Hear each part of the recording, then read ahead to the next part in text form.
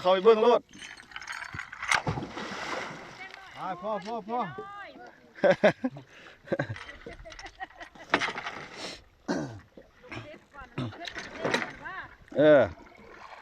ถ่ายชีวิตการเป็นอยู่ที่หาอยู่หากิน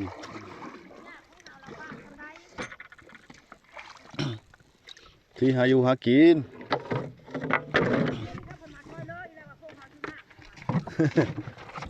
เขามาช่วยเรือ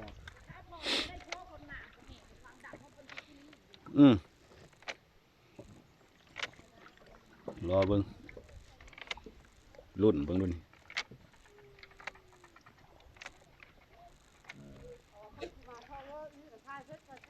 ่น่ะเด้แบบหนึ่งแล้วปลาขะแยง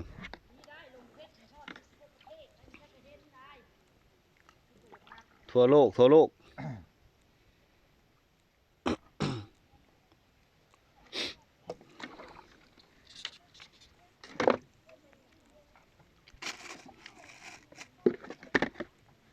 แถมสองนั่งยุดมือเด้อครับรุดดอกสามมาติ๊กแซ่เห็นแม่อยู่ดิตรงโตเลยดิ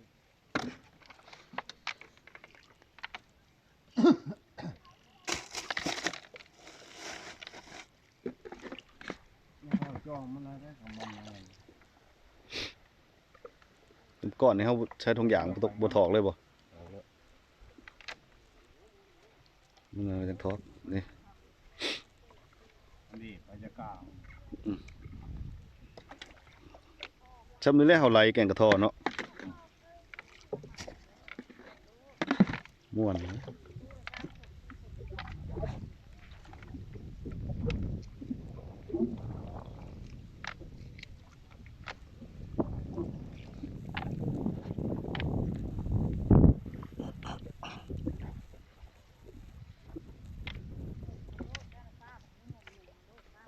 เบิ่งนอนเขาเห็นแบบใครเห็นยังเนี่ยถ่ายลงวางเพื่อนซะเช้าไปก่อน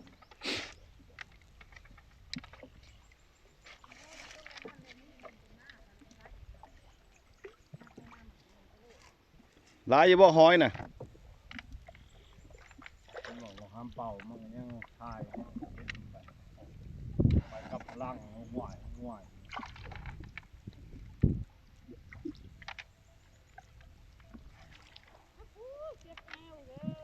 พลังเมา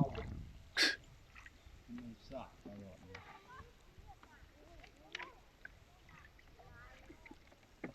เดินไม่ไหว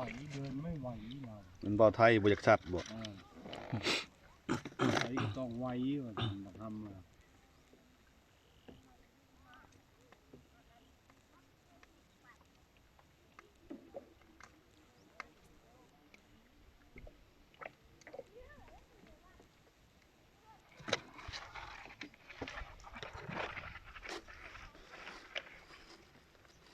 เห็นเนี่ยแป๊บบังคอยบ่เดิน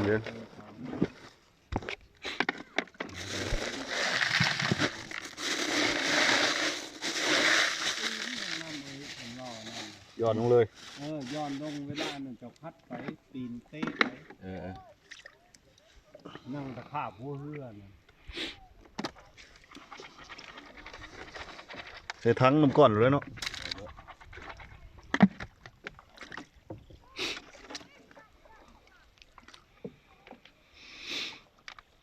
นี่เจ้าควายหัวเฮือนมาขังนี่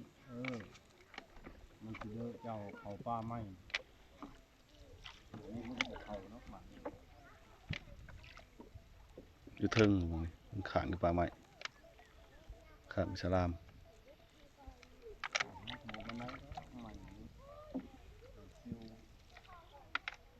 เห็นป่า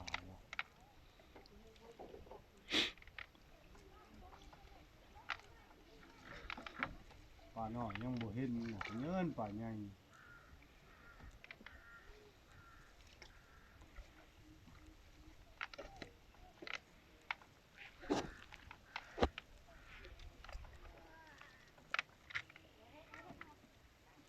หักได้ดังหนึ่งผมมองหน่อย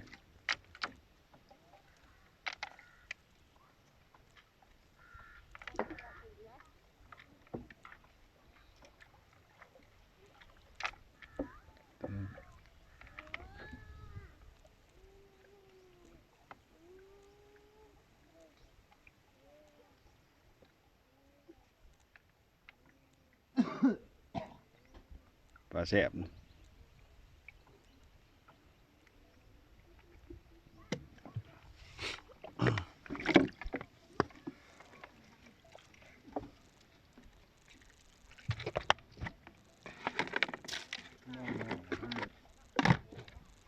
น้ำเลยมองผมมองซื่อ สามมองไหล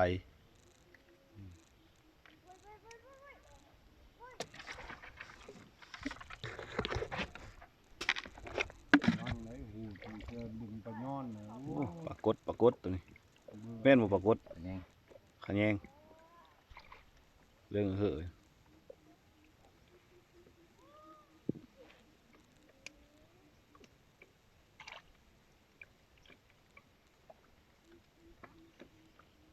ตะนวนมาน้ำนี่โอ้ยเสียงเว่าเพิ่งบังเพิ่งพังเลยเพิ่นเอาเลยแล้วแหละผมว่าเลย บาทที่สองถ้าใครแน่เด้เป็นคู่มาเนี่ยดิ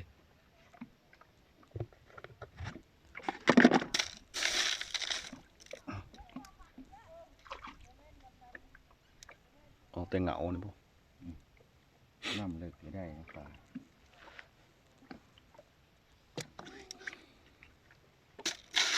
แล้วก็ไปเอาอยู่ทึ่งผมบ้านนี่ คนบูสูไล่มันเลิก อุ้ยไล่ด้วยกันเนี่ยไปว่า บาทมันออกมากออกบ้านไผ่มัน แนวมันเนี่ย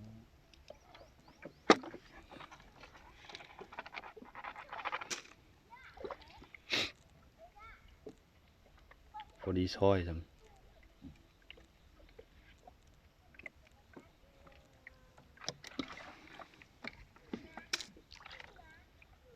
นี่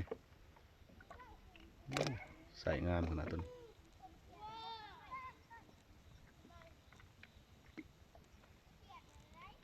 เห็นคือบาตำอิดหัวมันใจมันจะถอดแล้วเนาะ โอ้ยไล่ไป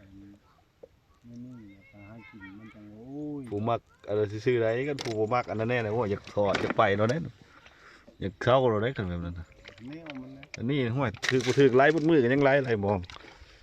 ถือไล่สันบาดตูเราได้กันยังไล่ คือไปลิ้น อืม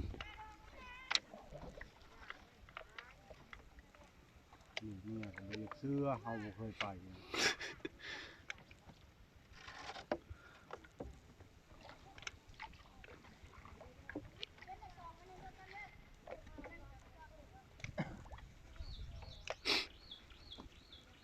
ถือเป็นหมู่ในป่า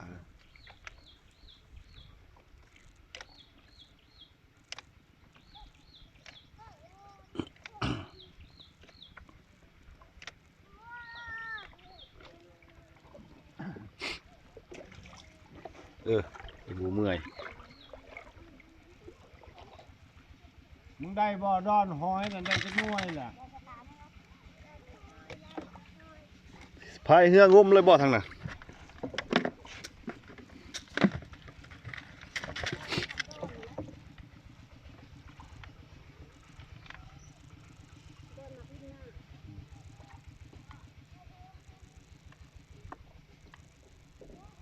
ใครดอกเรามาผู้เดียวทำไมไอ้น้องมาน้ำกันเลยสิตีกันอยู่กลางเรือ เฮ้ย นอนนั่นแหละ เออ